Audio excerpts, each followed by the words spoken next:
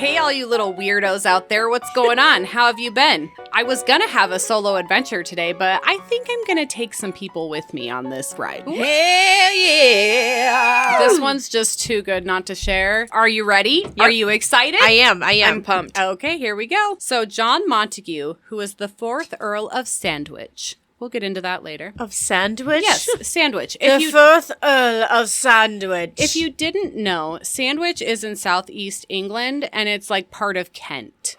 Yes. Oh, okay. Obviously. Obviously. So, John Montagu, he was born on November 13th of 1718, and at only 4, Montagu's father unexpectedly passed away, and soon after, his mother remarried. When Montagu's grandfather, who was the 3rd Earl of Sandwich, passed away in 1729, John's life changed forever. So the 10-year-old boy... Wait a minute. So there was other Earls of Sandwich? Yes, there was a first, a second, and a third. There and were now other Earls of Sandwich. Now a full. Of the sandwich. No, they're not the. Of Sandwich. Of Sandwich. Of Yeah, it's Sandwich. a place in Kent. It's a place. So the 10-year-old boy being the next in line, because remember, his dad passed away, so he never got the earldom, I think is what it is referred to as. Yeah.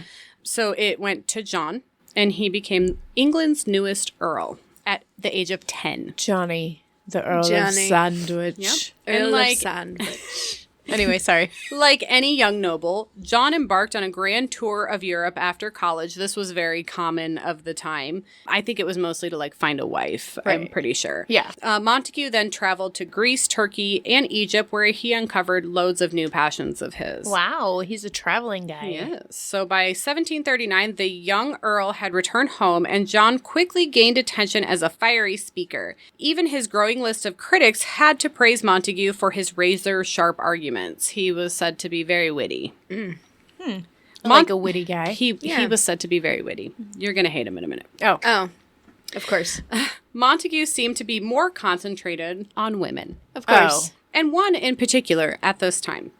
So Montagu had begun having an affair with a famous courtesan who was almost a decade younger than him. Now, a courtesan is basically a prostitute, but a courtesan is different in the fact that they're high society. They only go for noblemen and stuff like that. They are a prostitute, but in a higher... In a rich sense. Yes, basically. They're like an escort. Yeah, but for rich people. Yeah. Yeah. So Montagu had begun having an affair with the famous courtesan who was almost a decade younger than him, like we had said, and her name was Fanny Murray. Who did course. that to her? Oh, God. So their relationship was passionate, public, and politically very fucking inconvenient. Yeah. Before she had become Sandwich's companion, Sorry, sandwiches. Oh my god. Murray had clawed her way up from poverty. She was orphaned at the age of 12, and she sold flowers on the London streets, and soon she realized that she could make more money by selling her own flowers. Oh, that's so sad. Ew. Disgusting. Montagu's obsession with Fannie Mae bordered on worship, so much so that he commissioned a massive portrait of her, and he proudly hung it in his apartments. Now, this portrait that Montagu had commissioned and that he was proudly displaying in his apartments was of Murray completely naked. She was naked. And it was giant? It was giant. So John did eventually trade debauchery for domestic life. And on March 14th of 1741, he wed Dorothy Fane, and she was the daughter of a viscount. Think Bridgerton, people. So, but he didn't marry Fanny. No, because she was the courtesan. She was a prostitute. So not for marriage. Not for marriage. This was the daughter of a viscount that he married. Her name was Dorothy. Okay. Their union was meant to bring a certain amount of respectability to Montagu because he was Of Sandwich. of Sandwich. Of sandwich. Sorry. Because he was obviously a playboy, basically. Yeah, at and they the were time. like, you're not a very good guy, but Yeah. marry this lady and maybe you'll be a good guy again. Yeah. And your line needs to continue. Yeah. Maybe we'll have hope For you. some reason, even though For you're a some piece of shit. Raisin. So just a year after tying the knot, the Montagus faced heartbreak. In December of 1742, Dorothy delivered their first son, only to lose him days later. Oh. News of the infant's passing spread quickly, and even Montagu's enemies expressed their deepest condolences for this. In 1744, the Montagu family fortunes did improve, and Dorothy did give birth to another son, who was also named John. And he would survive to adulthood. Nice.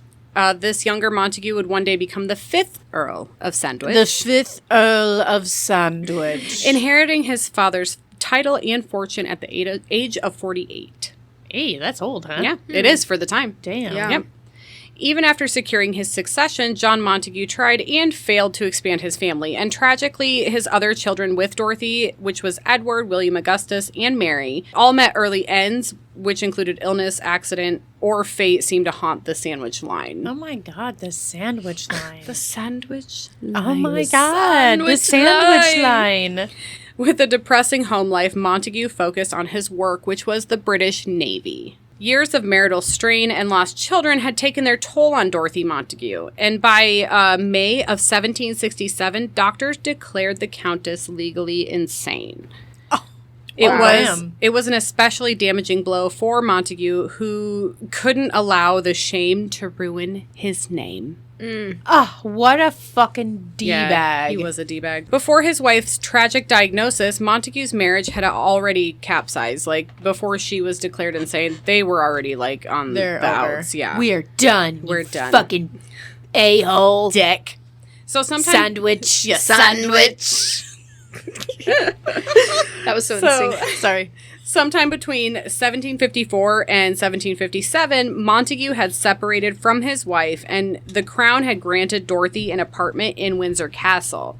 And she lived there quietly with her sister Elizabeth. I believe she was a lady in waiting. I'm not sure about that. But if she had an apartment in Windsor, then she was definitely doing something for the crown. Yeah. Right. In 1763, Montagu's scandalous personal life collided with his political ambitions in a dramatic fucking fashion. Okay. John Wilkes, who was like a radical, like... John Wilkes Booth? No. Oh, no, somebody else. Somebody else. Sorry. He was like a radical journalist and politician. He published an essay on women, which was like... So there was like... he knows a lot about them, apparently. Yeah. But it was like a parody to like another one that had been published on men. Okay. From some other author. I didn't really grab all of that, but it was like a parody. It was supposed to be funny. The filthy parody was Wilkes's ode to none other than Montagu's old flame, Fanny Murray. His Naked painting. His naked bitch. So because of his former devotion to Fanny, John had leapt at the chance to defend her honor. But he may have also been seeing this as like an opportunity to attack Wilkes. There's a lot of backstory with that I don't get into here, but they be back and forth. They don't like each other. They do not They like each hate other, each other. and they be fighting. They be dueling. Which is why Wilkes called him out in the first place. Yes. Well, he called out Fanny, which out. he knew would piss would off piss John. him. Yeah. So by 1763, Montagu had returned to the Admiralty for his second term. So he was an admiral for the British Navy. Mm-hmm. And he rebuilt the Royal Navy. Like, he was really fucking good at his job. Super good at his job. But his greatest new project wasn't a ship. It was a woman. Oh, of course. Imagine that. So that same year, he met Martha Ray, and she was a singer who became his devoted long-term mistress and the love of his life. Montagu's new mistress was unlike any other woman that he had ever met before. She didn't have noble blood, nor was she a famed courtesan. So she was just some rando that he met, but she was undeniably special. So her beauty, intelligence, and voice set her apart. She sang like in operas, and she was very like well-spoken. She was artsy. She was of the arts, if you will. She was. John Montagu met Ray when she was only 17, and I did not catch how old he was, but it was old enough because he had had kids and whatever since then, or a child. And the two hit it off immediately. As Lady Sandwich's mental state Good God. continued to deteriorate. I'm sorry, but I love to say sandwich like Lady that. Sandwich. Ray moved in to live with Montagu, becoming his constant companion and emotional refuge. Like, you know, she was his everything. He would be like, woe is me. Yeah. Blah, blah, blah. I'm so rich and successful. Right. I'm an Earl of Sandwich. And you have nothing. Right. And I have Nothing. sandwich. Oh, God. So for the next decade and a half, she played the part of Lady Sandwich in everything but her name. So Montagu adored Ray and spared no expense in proving it, even though he was still technically married to Dorothy. Why didn't he marry her? Because he was still technically married, and divorce So? wasn't... She's insane. Divorce wasn't a thing back then. He openly paraded around town with Ray as though she was the real Lady Sandwich. And when she grew tired of playing pretend, he went ahead and bought her a cozy Westminster residence and gave her a generous amount of spending money. So she basically, for all intents and purposes, was his wife. Yeah, he just paid her off. Yeah, pretty much. She was like, I'm annoyed with this. Yeah. He's like, here, baby. Yeah. So maybe the reason that John loved Ray was that she gave him what Dorothy had not, and that was a big family. Oh. So over their long affair, Ray bore 9 children for Montagu. Oh my God. 5 of which survived to adulthood. In 1779, Montagu made a fateful introduction, one that would cost him the love of his life. Oh my Oh, God. no. What did he do? We're going to talk about it. Idiot. So he brought a young army officer named James Hackman. So he introduced James Hackman into his and Ray's inner circle. And Hackman was charming and ambitious, and he frequently... And young and hot. Probably. And he frequently visited Montagu and Martha Ray. Right. Unbeknownst to Montagu, Hackman had fallen obsessively in love with Ray. He pursued her relentlessly, even beginning an affair of his own with her. Oh, no. Hackman was so obsessed with Ray that he proposed to her several times. Each time, however, Ray rejected him, believing that he lacked the resources and connections to give her the lifestyle that Montagu had. Mm-hmm. And on April 7th of 1779, Ray was enjoying an evening out with friends. Okay. And as Ray left the opera house and approached her carriage, Hackman appeared out of the darkness. Without a word, he drew a shooting iron, which I have learned that in England is just a fucking handgun. It's just a gun. It's just a gun, but it's a shooting fancy, iron, if you will. It's a fancy way to say handgun. Handgun. He leveled it at her head and he pulled the trigger. He killed her? Because she wouldn't marry him? Yes.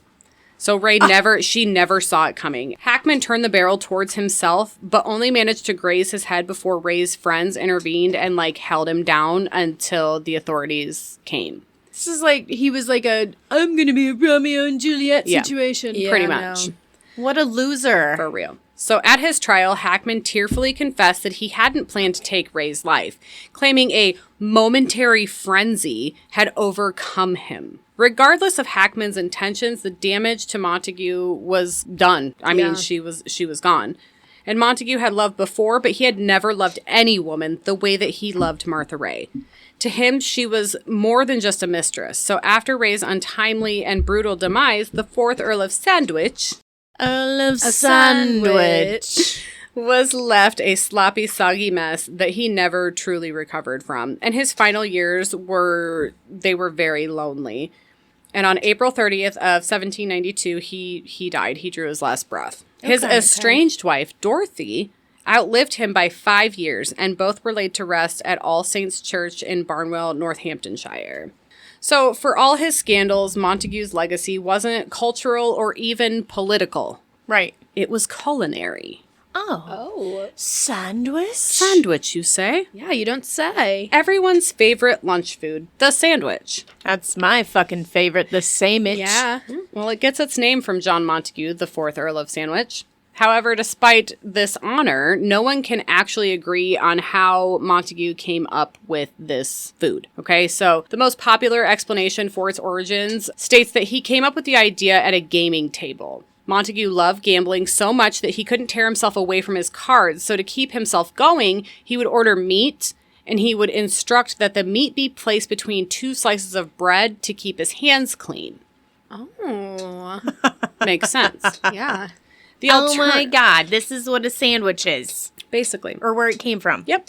From gambling. From gambling. Well, so the it. alternate theory suggests that the sandwich was a product of Montagu's commitments to the Navy, to politics, and to the arts. Apparently, Montagu was too busy to take a proper meal, likely consuming the first sandwich at his work desk. But I don't believe that. I believe it was a gambling. Well, either way, even if he did it while gambling or working, he probably did it both places. Right. It's So probably like, this is easy. it's said that once he started doing this, so obviously he did it while gambling, because it is said the way that this caught on was he would order it, and then other people would see him do it, and then they would say, hey, I want what Sandwich is having. Right. And then it became from what sandwich is having to I'll take a sandwich because, the order is sandwich, whatever. So then it just became a sandwich. Right. And then it evolved from there with like all the different. Yes, toppings and and whatever. all sorts of shit. Did you know Oh that? my God, that's fucking crazy. It's fucking nuts. You didn't know that, Carter. Shut up. He didn't know that. Carter's So like, yeah, I yes, did. the real reason we are even discussing John Montagu today is because of the sandwich. Obviously. Obviously. I love a good sandwich. Me too. It's my most favorite thing, as a matter of fact. You can make anything into a sandwich. Yes. And bread. Who doesn't fucking love bread? Everybody loves bread. Oh my Everybody God. loves Don't come bread. at me if you don't love Brad. I mean, he was probably like a creepy weirdo, Yeah. but you Yeah. got to admit that the sandwich is king. It's Yeah. fucking legendary. It is. So anyways, thank you for coming along with me on this weird and not what you were probably expecting adventure. So what's your favorite sandwich? I like a ham sandwich. That's my favorite. So mine is probably a good old ham sandwich with some Hellman's mayo. And that's it. Nothing else. Oh, I like lettuce, tomato, onion. I mean, yeah, I like all of that. Olive oil, but salt, and like, pepper. my go-to is just a ham sandwich with some Hellman's mayonnaise. oh, I That's do like it. a PBJ. Oh yeah, I do Fuck love around with a PBJ. I like the fucking Italian beef sandwich. Oh my God, are we doing that? Yeah, but we're just talking about a fucking sandwich. Just a regular Sandwich. quick sandwich. A sandwich. I mean, I love a sandwich. PB&J, man. Oh Yeah, me too. PB&J is fucking Crunchy or legit. creamy? I'll creamy. go with, I do love a creamy, but sometimes Crunchy peanut butter is weird. I it used to is. really love it, but my teeth Yeah. aren't what they used to be, so now it's creamy. Ew. I don't ever buy crunchy, but I do like a crunchy peanut butter and jelly sometimes. Well, my dad eats peanut butter and bologna sandwiches, and Hell, he that's does. fucking weird. It's Yeah, he good does. He actually, likes though. those. They're good. So, do you have a weird sandwich combo that you love? Write Ooh. us and tell me about it. Tell us about I it. put chips on like all my sandwiches. Yeah, that's pretty Or good, too. fries. Oh, yeah, that's pretty good too. Anyways, bitches, now's the time where I tell you, may your poison always be extra. I'm gonna go make myself a sandwich. Bye. Bye. Bitch, go make me a sandwich. That was awesome.